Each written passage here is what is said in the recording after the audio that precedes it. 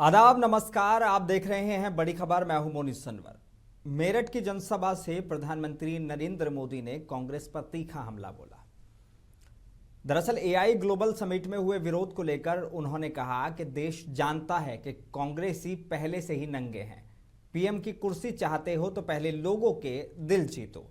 प्रधानमंत्री ने आरोप लगाया कि एक राष्ट्रीय आयोजन को राजनीतिक अखाड़ा बना दिया गया। महिला सांसदों को आगे कर कुर्सी घेरने की कोशिश की गई और वैश्विक मंच पर देश की छवि को चोट पहुंची है। क्या ये मर्यादा बनाम राजनीति की लड़ाई है? क्या कांग्रेस ने हद पार की है या बीजेपी विपक्ष को घेरने का मौका तलाश रही है? आज इसी पर चर्चा करेंगे। मेरे साथ भाजपा प्रवक्ता राहुल आनंद हैं और मेरे साथ कांग्रेस प्रवक्ता पवन पटेल जुड़ेंगे। राहुल जी, आपका बहुत बहुत इस्तकबाल है बड़ी खबर में।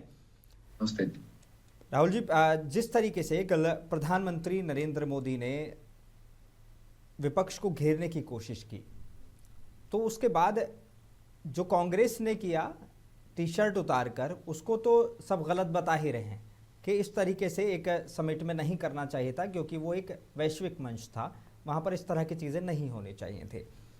लेकिन जिस तरह के शब्दों का इस्तेमाल प्रधानमंत्री ने किया, उस पर भी अब विपक्ष अपने सवाल खड़े कर रहा है। विपक्ष का कहना है कि प्रधानमंत्री के जो शब्द हैं वो राजनीतिक मर्यादा के अनुरूप नहीं थे।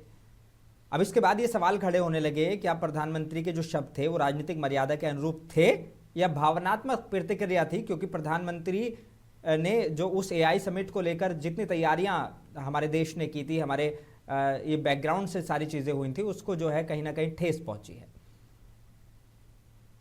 देखिए, जब भारत के विकास की बात होती है और विश्व स्तर पे भारत को रिप्रेजेंट करने की बात होती है, तो अक्सर कांग्रेस ने इस तरह की मर्यादा का परिचय दिया है। आपको मैं बता दूं, बिहार के अंदर हो या फिर पूरे राष्ट्र की बात कर लीजिए, तो जो व्यक्ति भारत को राष्ट्र समझता ही ना हो, उनके संविधान के अनुसार जो कांग्रेसी पढ़ते हैं, तो उनके लिए वैश्विक मंच बहुत बड़ा मायने नहीं रखता है। उसके पीछे का मैं एक दो तर्क बताता हूँ आपको।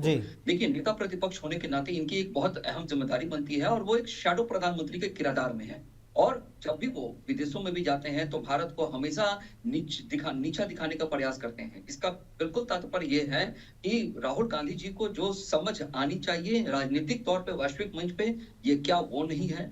या दूसरी बात करें कि जिस तरह की वो मुद्दे को उठाते हैं और जो जनता के बीच में जाने का प्रयास करते हैं और हर वक्त जनता के बीच में उनको मुंह की खानी पड़ती है, क्या उसके लायक वो नहीं है? देखिए, ऐसी तमाम चीजें हैं। जब भी हम वैश्विक स्तर पे कुछ बात को करने का प्रयास करते हैं, तो ये जो कांग्रेस यानी कि जो इंडिया अलायंस के जो लोग हैं, वो हमेशा कुछ ना कुछ विघ्न डालने का प्रयास करते हैं। जब आप यज्ञ की आहुति चलाते हैं और जब उसकी ज्वाला प्रज्वलित होती है और हर जगह वो अपने धुएं से खुशबू प्रदान करती है और एक पॉजिटिविटी आपके देश के अंदर आता है, तो उसी वक्त कुछ भस्मासुर या असुर कह सकते हैं, आकर विघ्न डालने का प्रयास करते हैं। आए थे भारत के दौरे पे, पहले की बात कर रहा हूँ, जब आम आदमी पार्टी की सरकार थी दिल्ली में, तो वहां पे जिस तरह का दृश्य दिखाने का प्रयास किया गया था और जो कर्फ्यू लगाना पड़ा, वो भी एक वैश्विक मंच पर एक बहुत जोरदार तमाचा था। लेकिन खैर है कि दिल्ली की सरकार ने उसको कंट्रोल किया, लेकिन चीजें बहुत बदनामी की तरफ चली गई थी।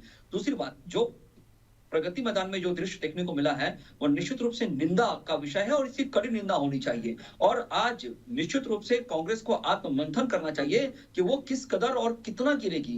क्या वो पाकिस्तान और बांग्लादेश की तरह अपनी इज्जत को गिराते जाएगी और अपने पार्टी का जो एक आइडियोलॉजी था उसको समाप्त कर देना चाहती है? क्या वो चाहती है कि हमारे देश के साथ सशक्त बनने के बाद एक मजबूत किरदार में कि वो अपने आप को प्रस्तुत करे और बताए कि विपक्ष भी बहुत मजबूत है? एक बात और यहाँ मैं बताना चाहूंगा आपको, कि जो टी शर्ट उठाकर जो लड़के घूम रहे थे, वो निश्चित रूप से वैश्विक मंच पे देखा जाए तो भारत की मर्यादा को शर्मसार और जो एक भारत माता की हम एक गुणगान करते हैं, उनको छीन करने का, उनको अपमान करने का जो एक प्रतिष्ठा बनाने का काम कांग्रेस ने किया है, इसके लिए उनको बधाई मिलना चाहिए। एक बात बताना चाहूंगा कि माननीय प्रधानमंत्री जी ने जो बात कही और माननीय प्रधानमंत्री जी के बातों में जो दर्द झलक रहा था, वो कांग्रेस जिसकी जैसी भाषा उसको उसी भाषा में समझाया जाए, तब जाकर कांग्रेस बातों को समझ सकती है और शायद कांग्रेस इस बात को समझे कि आखिर उसको तो उसकी क्या जो पतन का वजह प्रधानमंत्री क्या को है। एक कहेंगे एक ठेस पहुंची उस सारी चीजों से, इसलिए उन्होंने इस तरह का बयान दिया। ये जो एक बात शब्द का इस्तेमाल किया गया प्रधानमंत्री की तरफ से कि कांग्रेस पहले से नंगी है, इस तरह के जो लफ्जों का इस्तेमाल किया गया उसको लेकर बात हो रही है, तो कह रहे हैं कि ये प्रधानमंत्री के मुंह से ये बातें शोभा नहीं देती हैं। देखिए, जब आप वैश्विक मंच पे अपने राष्ट्र का प्रतिकार देखते हैं अपने देश के लोगों के द्वारा, तो निश्चित तौर पे शब्द थोड़ा बदले हो सकते हैं। वो एक भावना को व्यक्त करने का एक शब्द हो सकता है। थोड़ी देर के लिए अगर हम बात करें कि जिस तरह से भारत की भेद पिटने की जो प्रतीक्षा कर रहे थे कांग्रेसी, और वो जो करने का प्रयास कर रहे थे, क्या वो जरूरी था? क्या वो वक्त सही था? आपको अगर प्रधानमंत्री जी से अगर आपको नाराजगी है, या फिर आपको लगता है कि बीजेपी उस आइडियोलॉजी को फॉलो नहीं कर रही, तो आप उसका प्रतिकार करिए, उसका हम सम्मान करते हैं। आपने हमारे देश के कई राज्यों में प्रधानमंत्री जी के खिलाफ आपने प्रतिकार किया है, हमने कभी आपको रोका नहीं, कभी आपने कोई टिप्पणी नहीं की। लेकिन जब राष्ट्रीय और वैश्विक स्तर की जब बात आती है, तो आपको एक होना चाहिए। आपको वो वक्त भी नहीं भूलना चाहिए कि जब मनमोहन जी की सरकार थी और जब अटल जी को भी एक वक्त प्रतिपक्ष का नेता बनाकर रखा गया था, तो उस समय भी उन्होंने विदेश में जाकर अपने देश का मान सम्मान बढ़ाने का काम किया था। और यही नहीं, आप एक बात और आइए, ये नए कांग्रेस में देखने को एक चीज बिल्कुल आ रहा है कि इनकी जो आइडियोलॉजी है वो धीरे धीरे समाप्त होते जा रही है, और वो गड्ढे में वो डूबते जा रही है। यानी आप मानते हैं कि एआई समिट में जो विरोध हुआ उससे देश की छवि को एक बड़ा नुकसान पहुंचा है, क्योंकि 100 से ज्यादा देशों के डेलीगेट्स जो है यहाँ पे आए हुए थे, और अगर मैं गलत नहीं हूं तो शायद 10 से 15 देशों के तो राष्ट्रीय अध्यक्ष यहाँ पे आए हुए थे। देखिए, वहां एक बात और मैं कहूंगा आपसे कि जो फ्रांस के जो इमैनुअल मैक्रोन जी जो आए थे, वो भी जब भारत के गुणगान कर रहे थे, तो वहां पे भी सौदेबाजी नजर आ रही थी। हमारे विपक्ष को कह रहे थे कि राफेल का सौदा का बात चल रहा है, इसलिए इस तरह का गुणगान कर रहे हैं। आप क्या चाहते हैं कि क्या भारत वैश्विक मंच पे कमजोर रहे? अगर कमजोर करना आपकी प्राथमिकता है, तो आप अपने कार्य को बहुत अच्छे से कर रहे हैं, इसके लिए मैं आपको शाबाशी देता हूं। लेकिन आपने अगर ये मान लिया है कि आने वाले 50 साल तक भारतीय जनता पार्टी ही रहने वाली है, तो आप उसके लिए आप खुद एक जो रोड मैप है आप स्वयं तैयार कर रहे हैं। आप भारतीय जनता पार्टी से लड़िए, लड़ना भी चाहिए। ये विपक्ष में रहते हुए आपका ये दायित्व बनता है, लोकतांत्रिक संविधान के तहत आपको ये अधिकार है। लेकिन आप विपक्ष में रहते हुए भारत के खिलाफ मत होइए। आप भारत के खिलाफ होंगे तो निश्चित रूप से आने वाले समय में आप भारतीय जनता पार्टी को एक ऐसा रोडमैप तैयार करके दे रहे हैं जो आने वाले भविष्य में कांग्रेस का नामो निशान मिट जाने की तरफ अग्रणीय है। ठीक, पवन जी जुड़ गए हमारे साथ। पवन पटेल, कांग्रेस प्रवक्ता। पवन जी, इस्तकबाल है आपका। राहुल आनंद जी हमारे साथ हैं, कह रहे हैं कि जो एआई समिट में हुआ वो कांग्रेस ने गलत किया, और यही वजह है कि प्रधानमंत्री ने कल मेरठ में ये बयान दिया कि कांग्रेस पहले से नंगी है, उससे ज़्यादा की उससे उम्मीद की भी नहीं जा सकती। आप इस बयान को कैसे देख रहे हैं प्रधानमंत्री के? देखिए, इस देश को जो आजाद कराया था ना, वो बहुत रईस नहीं थे, बहुत पैसे वाले नहीं थे। वो लोग भी नंगे भूखे फक्कड़ लोग ही थे, जिनके मन में जुनून था इस देश को आजाद कराने का। तो उन्हीं लोगों ने देश को आजाद कराया और अंग्रेजों को इस देश से भगा दिया, है ना। तो मोदी जी को भी ये नहीं बोलना चाहिए कि हमारे पास 100, 150, 200 करोड़ हमारी पार्टी के फंड में तो हम भूखे नंगे हो गए, आपकी पार्टी में 10,000, 15,000 करोड़ हो गए तो आप बहुत बड़े माला माल हो गए। ये ज्वलंत मुद्दों से ध्यान भटकाने की हमेशा राजनीति करते हैं। अब गलगोटिया यूनिवर्सिटी ने क्या रोबोट वाला पूरा मामला सब आपने देखा कि कितना नाम हुआ होगा देश का उससे। इसकी बात नहीं करेंगे कि उससे बड़ा नाम हुआ कि हम दूसरे जगह से रोबोट खरीद के कुछ तो हम बता दें कि हमारे यहाँ का है। तो देखिए, भारतीय जनता पार्टी का फलसफा और भारतीय जनता पार्टी का फंडा यही है, वो किसी भी यथार्थ पे बात करना नहीं चाहते हैं। हम कहते कांग्रेस अब ये बोल रहे हैं कि क्या मोदी जी का जो आपने भेजा था, हमने आज देखा था, आज दरअसल कल राहुल गांधी जी का कार्यक्रम था, हम लोग उसमें व्यस्त थे कि वो दिलों को जीतना पड़ता है सत्ता में बने रहने के लिए। कुर्सी अगर चाहिए तो पहले दिलों को जीतो। हाँ, तो ये दिल में जीतने का पैमाना क्या है, फार्मूला क्या है? क्योंकि भारतीय जनता पार्टी का कैलकुलेटर आप 2 और 2 5 होता है। भ्रष्टाचार की परिभाषा भारतीय जनता पार्टी में जाने के बाद अलग हो जाती है। तो दिलों को जीतने वाला पैमाना क्या होता है? जीते हो किसी ने देश, तो क्या हमने तो दिलों को जीता है? वो जो मनोज कुमार का गीत था, हम तो गीत को फलसफे को मानते हैं कि देश को जीतने वाला फार्मूला वही होना चाहिए। अब ये अलग हो गया होगा कि देश को जीतने वाला फार्मूला तब होगा जब हमारा नाम एप्स्टीन फाइल में आएगा। देश को जीतने वाला फार्मूला तब होगा जब हमारा नाम नरवणे जी की किताब में आएगा। देश का फार्मूला तब होगा जीतने का कि जब हम लोगों से झूठ बोलेंगे, लोगों को डराएंगे कि तुम्हारे 2 भैंस है तो 1 ले जाएगी, मंगलसूत्र चोरी करके ले जाएगा। लेकिन ऐसा देश जो है जहां हम एआई पैदा हो समिट गए, में हुआ, ऐसा सपेरों का देश है। तो अगर दिल जीतने की ये फार्मूले है तो इस फार्मूले पे हमें नहीं जाना। भारतीय जनता पार्टी को मुबारक हो कि लेकिन जो एआई समिट में हुआ, जो एआई समिट में कांग्रेस कार्यकर्ताओं ने जो टी शर्ट्स उतारी, प्रधानमंत्री उसको लेकर कह रहे थे, वो टी शर्ट उतारने को लेकर उन्होंने नंगा से वहां पे वो उस शब्द को जोड़ा। लेकिन जो एआई समिट में हुआ वो अब इसके पॉलिटिकल पंडित भी इसको कहने लगे हैं कि वो प्रदर्शन सही मंच और सही तरीका नहीं था जो प्रदर्शन किया गया।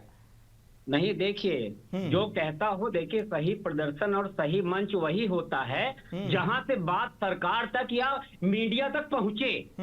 ऐसा नहीं होता कि हम बंद कमरे में प्रदर्शन कर दें और वो हो जाए। हम कहते सदन में भी तो प्रदर्शन हुआ था ना, सदन में भी तो अपनी बात रखने का प्रयास किया था ना। इतने सारे सांसदों को निलंबित कर दोगे आप, वहां पे चर्चा नहीं होने दोगे, तो क्या करे आदमी? आदमी जिस प्लेटफॉर्म में जहां पे लगेगा कि जिस चीज को पता पड़ जाएगा। तो क्या मोदी जी ने जो विदेश में जाकर कहा था कि सपेरों का देश, वो सही मंच था?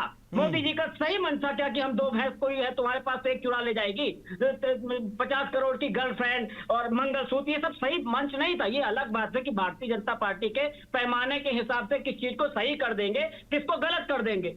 देखिए, अभी उस दिन कुछ दिन पहले तक क्या मोदी जी के ऊपर हमला होने वाला था, महिलाएं बता रहे थे कि आतंकवाद का सबसे बड़ा हमला होने वाला था मोदी जी के ऊपर। नहीं, उसी को लेकर उन्होंने कहा कि इन्होंने महिला सांसदों को आगे करके जो है कुर्सी जो है वो हथियाने की एक तरह से सोची। तो अगर वाकई आपको कुर्सी चाहिए तो पहले लोगों के दिलों को जीतो, तब जो है कुर्सी पालो। तो दिल में जीतने, वही तो बोल रहे हैं, दिल पे जीतने के लिए क्या करें भाई? राहुल गांधी आम आदमी की आवाज उड़ा रहा है। कोई अगर जहरीली कप सिरप पीने से मौत होती तो राहुल गांधी वहां जाता है कि हम आपके साथ खड़े हैं। कोई दूषित पानी पीने से मौत होती तो राहुल गांधी वहां खड़ा रहता है कि हम आपके परिवार के बच्चे हैं, हम आपकी लड़ाई लड़ेंगे।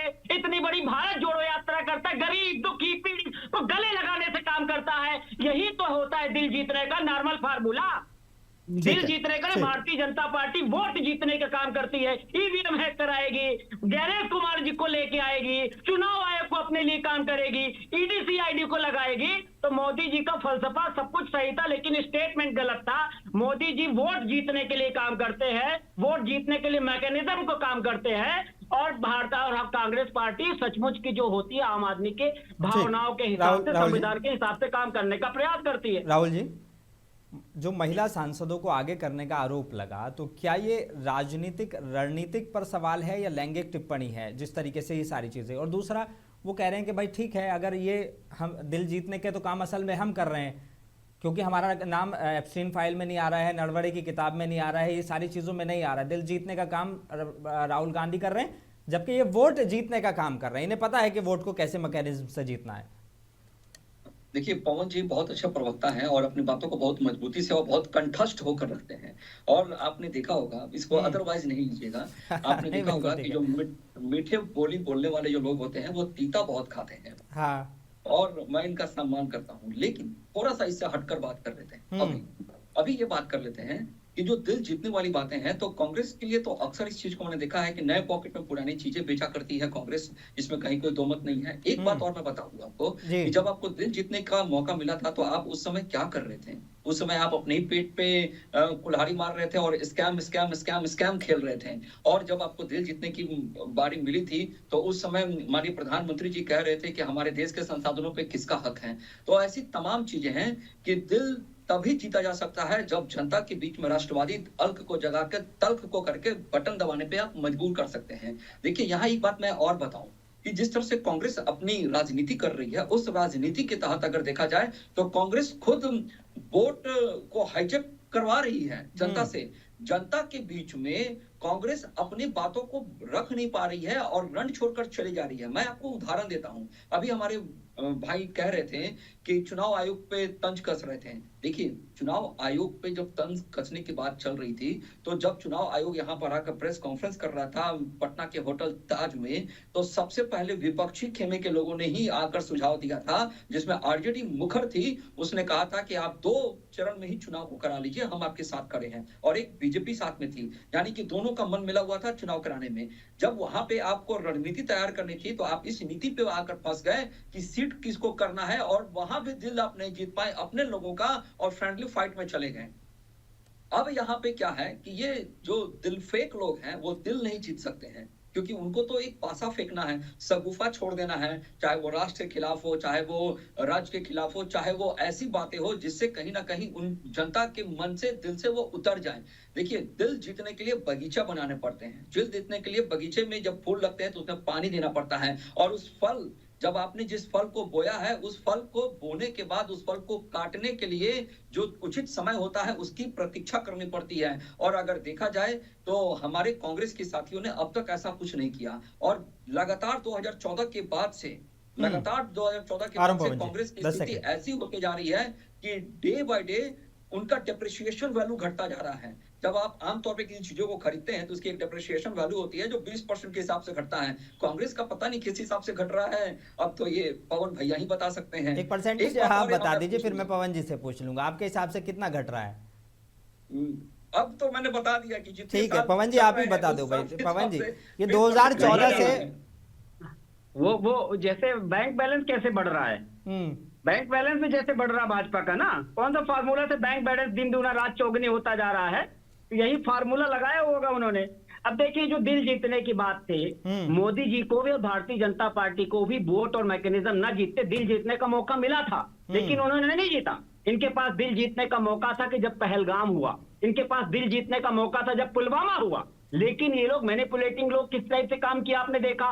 पहलगाम, पुलवामा का आज तक कोई अता पता नहीं, क्या हुआ, कहां हुआ, क्या हुआ, किसको मारा, कौन आया, कैसे आया। जबकि इंटेलिजेंस की रिपोर्ट थी मोदी जी को दौरा कैंसिल हो गया तो फिर हमारे लोगों को मार के चला गया। इनके पास दिल जीतने का मौका था लेकिन उस समय जीते नहीं। फिर इन्होंने सांसद प्रतिनिधिमंडल भेजा पूरी दुनिया में बताने के लिए कि पाकिस्तान आतंकवादी गतिविधियां करता है। इनके पास दिल जीतने का मौका था कि जब रुपया पतला था तो देख के सांस गिरती थी, जब इनको सत्ता में आए तो दिल जीत लेते, उस रुपया को मोटा कर देते, उस रुपया को मजबूत कर देते। लेकिन फिर से टाइम फिर दिल जीतने में फिर से वही बोल रहे हैं कि रुपया पतला, इनके पास मौका था, जीएसटी बढ़ाते हैं फिर घटाते हैं। ये कौन सा फार्मूला, कौन सा मैकेनिज्म, यही तो समझ में नहीं आता कि दिल जीतने वाला क्या है। आप नफरत के बाजार में जाकर के दिल जीतने का प्रयास करते हो। मैंने कहा मोदी जी ने दिल बोला है, जबकि वो वोट की बात कर रहे हैं, मैनेजमेंट और मैकेनिज्म की बात कर रहे हैं। अब आप चुनाव आयोग की कौन सी प्रेस कॉन्फ्रेंस की बात करते हैं। अरे हम कहते हैं चुनाव आयोग को जब ट्रांसपेरेंसी के हिसाब से काम करना चाहिए। चुनाव आयोग के 4-5 हर व्यक्ति को गिने होंगे कि जो चुनाव आयोग ने स्टेटमेंट दिया है उसने बोला कि जीरो एड्रेस वाले जो फुटपाथ में सोते हैं तो कैसे उसको आइडेंटिफाई करोगे। उन्होंने बोला कि हम निजता के कारण वीडियोग्राफी नहीं कर सकते, फिर 45 दिन तक निजता के कारण वीडियोग्राफी दे सकते हैं। तो ये तो दोहरा मापदंड है। देखिए, राहुल गांधी से भारतीय जनता पार्टी का कोई भी नेता मुकाबले करने लायक है नहीं। सिंपल सीधे रास्ते में चल के मुकाबला, और ये देखिए सीधा रास्ता बराबर का मुकाबला तो बचा नहीं है। एक तरफ 100, 150, 200 करोड़ रुपए, एक तरफ 10,000, 11,000, 12,000 करोड़ रुपए। अब ये कहां से आए? जब तक इसकी छानबीन नहीं होगी तब तक नियमानुसार होगा ही नहीं, तब तक बराबरी की लड़ाई होगी ही नहीं। जब आप दूसरे लोगों को भ्रष्टाचार की परिभाषा दोगे, ईडी को भेजोगे और उसका जवाब के यहाँ हो जाएगा तो उसको ईडी सारे केसेस को खत्म कर देगी, सारे केसेस खात्मा रिपोर्ट लगा देगी। तो एक भारतीय जनता पार्टी का नेतागिरी और भारतीय जनता पार्टी की जो फिलॉसफी है, जो आएगा, देख रहे हैं कि किस टाइप से काम कर रहे हैं। क्या महिला सांसदों की जो भूमिका पर सवाल उठाए प्रधानमंत्री ने, तो वो उससे कांग्रेस असहज है? कोई असहज नहीं भाई, दोनों प्रतिनिधि हैं। सांसद मतलब उस जनता का प्रतिनिधि है। अगर सदन में कोई बैठा हुआ व्यक्ति है तो उसकी जवाबदेही है, उसकी जिम्मेदारी है कि आम जनता की बात को रखे। जब ये बात नहीं करने देंगे तो ऐसी इस टाइप के काम तो हो गई। लोकतांत्रिक प्रक्रिया के तहत अगर दफ्ती लेकर के कोई गया, कोई तलवार और वो लेकर के नहीं चला गया वहां जो इतना बड़ा, उसको महिमा मंडन कर दिए है। और अगर सदन में वो बिरला जी बोल रहे थे कि हमेशा की कुछ अपनी घटना हो सकती, तो फिर इससे बड़ी बात ही जब सदन में इस टाइप की आपको है कि आपको आभास हो रहा, सुरक्षा के पुख्ता कदम न उठवा के आपने मोदी जी को ही मना कर दिया कि आप मत आओ। तो ये सब मिली भगत है। जो एक ही थाली के चट्टे बट्टे लोग हैं, ये एक ही तरह का स्टेटमेंट देना चाहते हैं। एक इससे इतर स्टेटमेंट कोई अगर दे भी देता तो उसकी क्या हालत होती है आपने देखा हुआ है। तो भारतीय जनता पार्टी दूसरे के लिए कुछ, हम कहते हैं नियम कानून, देश प्रेम सबके लिए बराबर होना चाहिए। देश प्रेम की बात अगर मैं कर रहा हूं तो देश प्रेम होना चाहिए। भारतीय जनता पार्टी ने ऐसा परिभाषा कर दी है कि देश प्रेम मतलब भारतीय जनता पार्टी, ये गलत परिभाषा। ठीक, राहुल जी, क्या सरकार इस विवाद के को जो है 2026 के चुनावी नैरेटिव में बदल रही है? क्योंकि आरोप सीधे तौर पर अब ये लग रहे हैं कि बताइए, आप कहते हैं कि 56 इंच के सीने वाले प्रधानमंत्री हैं, एक पावरफुल प्रधानमंत्री हैं, लेकिन अगर उनकी कुर्सी तक कुछ सांसद पहुंच जाते हैं जब प्रधानमंत्री वहां अवेलेबल नहीं होते, तो इतना डर किस बात का है, वो भी संसद में, जहां पर सब कुछ तो आपके कंट्रोल में है। एक मसला। दूसरा, अगर मान लीजिए कि ये सारी चीजें जो आरोप लगाए जा रहे हैं आपके ऊपर, वो कह रहे हैं कि दिल जीतने का नहीं है, वो प्रधानमंत्री जो है वो बेसिकली मैकेनिज्म की बात कर रहे थे, वोट जीतने की बात कर रहे थे। देखिए, संसद में एक नई परंपरा स्थापित करने का प्रयास किया गया है और ये कि हर चीज का प्रतिकार करना और जब जरूरत ना रहे तब भी प्रधानमंत्री के पास आ जाना। देखिए, ये जो ओम बिरला जी ने जो स्टेटमेंट दिया था और माननीय प्रधानमंत्री जी को जो रोका गया था कि आप आज नहीं कल बात कीजिएगा, और उस सिलसिले में आपके चैनल पे एक चर्चा भी रखी गई थी जो बाद में टल गई थी। लेकिन उसके बाद जब ओम बिरला जी के केबिन में जब माननीय सांसद लोग गए थे, उनका आचरण जिस तरह से था उसके बारे में उन्होंने कुछ चर्चा किया था और बताया भी था। देखिए, एक होता है सत्ता पाने के लिए तपस्या करना, एक होता है सत्ता पाने के लिए जो सामने बैठा व्यक्ति है उससे द्वेष की भावना रखना। और कांग्रेस तपस्या छोड़कर द्वेष की भावना में विलीन हो चुकी है। अब हर चीज अगर देखा जाए एक एक कर तो जो दिल जीतने की जो बात आ रही थी, तो जब मुंबई ताज पे जब हमला हुआ था उस समय भी आप दिल जीत सकते थे पवन भैया, जीता जा सकता था सरकार के द्वारा। जब हमारी आर्मी तैयार थी और कह रही थी कि हम तैयार हैं, हमें ऑर्डर दीजिए, तो लेकिन उस समय भटका हुआ नौजवान को याद करने के लिए और उसको बचाने का प्रयास किया गया था और देश के जवाब में उसको फांसी भी लटका दिया गया था। एक बात और मैं आपको बताऊं कि हमारे देश में राजनीति होते रहती है, लेकिन कोई भी राजनीति राष्ट्र हित से बड़ी नहीं होनी चाहिए। इनको बंगाल का भी संदर्भ में अगर आप चर्चा करेंगे तो बंगाल में भी इनको लगेगा कि भारतीय जनता पार्टी वहां पे अपने आप को क्यों स्थापित करने का प्रयास कर रही है, जबकि ममता दीदी वहां ठीक है, चाहे वो इलीगल ही काम क्यों ना होता हो। चाहे सुप्रीम कोर्ट में भी जाने के बाद सुप्रीम कोर्ट ने भी ममता दीदी को मानना, उनकी अर्जी पर रोक नहीं लगाई, जबकि कहा कि आप करिए और इसका प्रूफ करके प्रमाणित कर लाकर सामने दीजिए। यानी कहने का मतलब कि एक संविधान अपने चश्मे से पढ़ना है तब आप अपने जगह पे सही हैं, लेकिन संविधान वास्तव में अगर देखना है तो संवैधानिक तौर तरीकों पे आपको भरोसा और विश्वास रखना पड़ेगा। और आपको ये भी याद दिला दें कि आप ही के लोग थे जब यहाँ पर चुनाव आयोग को जब अधिकार दिए जा रहे थे तो लालू प्रसाद यादव जी कह रहे थे कि सेशनवा आके करेगा, सेशनवा को तो हम खूंटा से बांध देंगे। तो वैसे वैसे लोग भी हमारे यहाँ रहे हैं और जब बदलाव की बयार आई है, मैं इस चीज को मानता हूं कि कांग्रेस ने लंबे समय तक देश में शासन किया है और उस आइडियोलॉजी को भूल गई जिस आइडियोलॉजी पे कांग्रेस आई थी, और आने के समय में अपनी आइडियोलॉजी को बदलते हुए राष्ट्र हित से परे होके चली गई। एक बात और कहूंगा, जब हमारे पास गलवान जैसे घटना घटती है उस समय एक अलग से प्रक्रिया होती है, और जब हमारे देश का प्रतिपक्ष का नेता जब वहां जाता है तो उसको चीजों को ब्रीफ किया जाता है कि आप वहां देश के अंदर क्या चल रहा था, क्या तनाव की बातें थी, और आप अगर वहां जाकर मिलते हैं तो आने के बाद भी आपसे चर्चा की जाती है और पूछा जाता है कि आपको बताना होता है, विदेश नीति के तहत आपको बताना होता है कि वहां जाकर आपने क्या बात की। आज तक राहुल गांधी जी ने उसको पब्लिकली किया, सार्वजनिक किया क्या? नहीं। और पवन जी जाकर मिले भी तो नहीं बताए। लेकिन ये बात जरूर कहते हैं कि बिहार एक बात और, ये बात जरूर कहते हैं कि भारत में किसी भी हिस्से में जाने में बहुत कठिनाइयां होती है और वहां पे डर का माहौल रहता है, लेकिन कई बार वो बिहार घूमकर जा चुके हैं। चलिए पवन जी, 3 बजे तक आ जाना। ठीक है पवन जी, सीधे तौर पर आरोप ये कि देखिए गलवान देखिए में क्या है, मैं पूरा जवाब दे रहा हूँ, समय खत्म हो जाएगा। देखिए, लालू प्रसाद यादव जी ने तो खूंटा से बांधने की बात की थी, आपने तो खूंटा से बांध दिया।